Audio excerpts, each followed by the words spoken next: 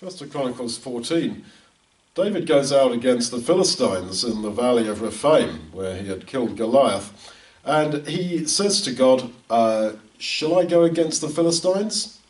God says, yes, you can. Go for them. He goes for them and he wins.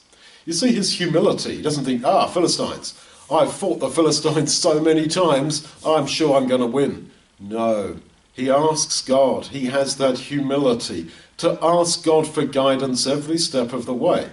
Well, it happens again. Again they come up to the same place, and he doesn't think, well, I just beat him there before, I'll go out and do it again.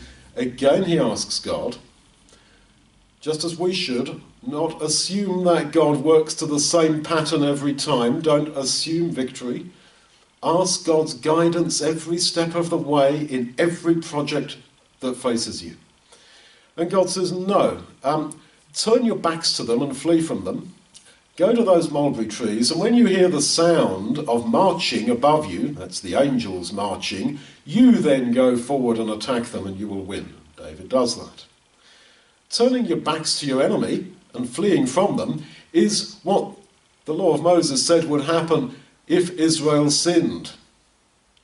Quite often God uses this as a strategy for victory for his people. That first of all, they flee from their enemies and then turn around, do an ambush or something like that, counterattack.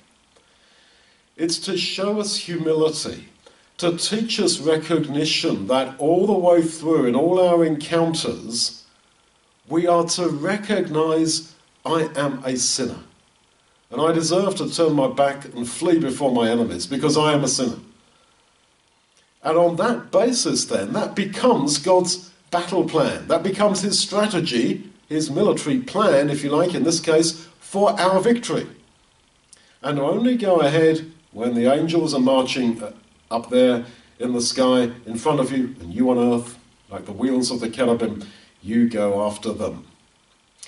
So, God does vary his pattern with us. Don't assume that you know how it's going to be.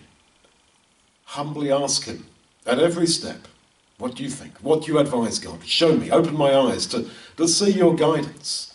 And always have this recognition of sin, frailty, and of our absolute just desert of condemnation. That is the way that God will use you and lead you to victory.